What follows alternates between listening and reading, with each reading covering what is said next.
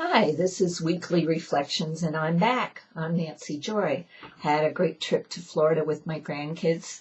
You know, some football, some soccer, some beach. Really good, very renewing. We find ourselves right now between the two eclipses, October 8th on Wednesday and coming up October 23rd, and also smack dab in the middle of a Mercury Retrograde and other planetary configurations. But I want to talk about that space in between the two eclipses because in my mini sessions and my regular sessions with people, a theme keeps, it's a recurring space that keeps surfacing for people, each interpreted through their own way of feeling and understanding it. For some, it's loneliness. For some, they feel stuck. For some, they feel left out. Some think they should be doing something, but they don't know what they're doing. And the most famous one of all is the what if. Whenever you feel that lonely space, well, if only I had, or if only I could, if only. And that if only mind pattern is a shadow mind pattern of the matrix, guaranteed to keep you stuck.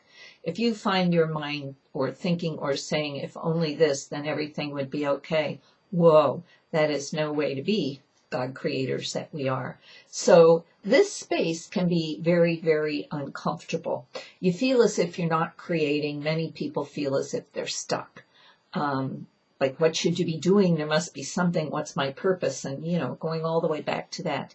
And many fill this space with inadequacy, right? Because they think they need to process. They've done something wrong. A lot of people start out with me, well, nothing seems to be happening. I feel stuck. What am I not getting?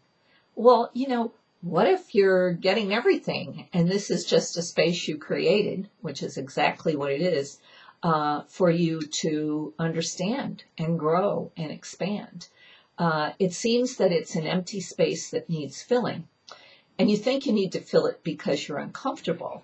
But really, it's the space of creation, as it says, out of the void, God created the earth. Well, there is that beautiful space inside of you. It's silent. And we're not always comfortable in it. So we want to make something of it that it isn't. And Ezekiel said it's actually a doorway into the void, which of course is the only place creation can take place. So I want to kind of read to you more exactly what he said in his words. By the way, Ezekiel's not a he. It's the emotional field of humanity, but we don't have a word for that, a pronoun for that. So anyway, he says, this is a holy space. As a creator and star being, you created this empty space between the spaces because it's a time to consciously shift your conditioned responses to this space, to one that recognizes that this empty space is very important, as important as your hearts that beat and your eyes that see. It's a space that you've always seeking to fill. And you have been filling it inadvertently with adventures and life changes and trust and expansion and new connections. Think of this, dear one. The very emptiness of this space is the void out of which all creation manifests. Just as an empty stomach calls you to fill its coffers with whatever food you create, so this empty space calls you into creation. It's a doorway home to oneness. It's a doorway. Every time this space surfaces, it's a call to sink into the emptiness and find the gratitude for all the creations out of other voids of emptiness you've had and breathe life into the new ones. Be aware that it will surface again and again because you created it when you fell through the ring of fire into forgetfulness and separated from the oneness of creation. You created that empty space that only the oneness of creation can fill. You could call it your creator space if you want. Also, it's a space in your heart for sure, because when you are in touch, when you can really swallow that emptiness and feel good in it, there's a bliss that comes about that definitely is the seed of creation.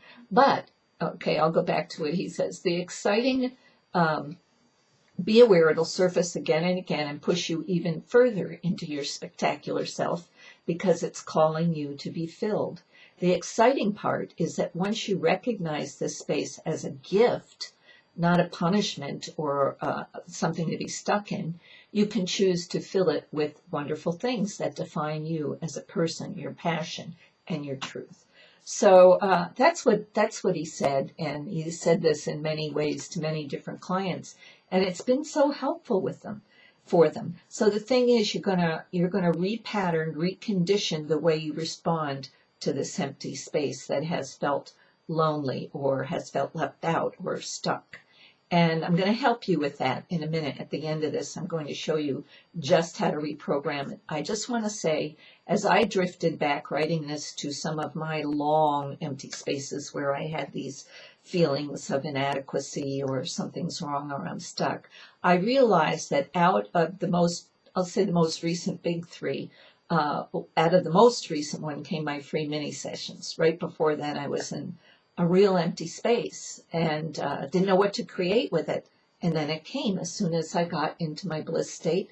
Help people. Just go out and help people. It's what you do. Same with writing my book, The Wounded Heart. It was it came before a long empty space, of the space between the spaces. And then, whoa, out of that popped my fantastic book, The Wounded Heart. Same with weekly reflections. I was going through that empty space and began my weekly reflections in 2006. Can you believe that? Long ago.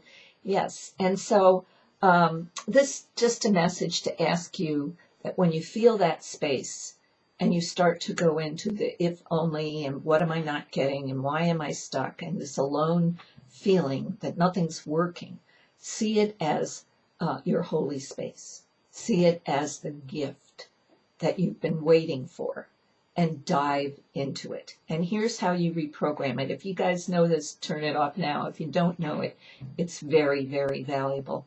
And so I want you to remember, if you're shutting it off now, you have a choice. Whenever that feeling comes up and that space is uncomfortable, you have a choice with what to fill it with. Fill it with bliss and love, and it opens the doorway to what's really coming in for you. And here's how you reprogram it. You feel so alone and empty. Nothing seems to be working. You want to manifest things, but don't have the money, don't have the tools, whatever. When you're in that space, the minute you have that thought that it's there, that's when you want to reprogram it.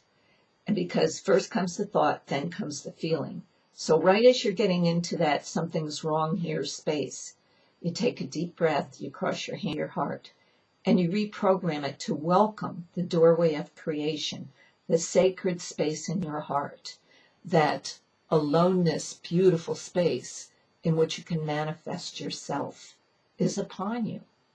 This is exciting. And breathe that in.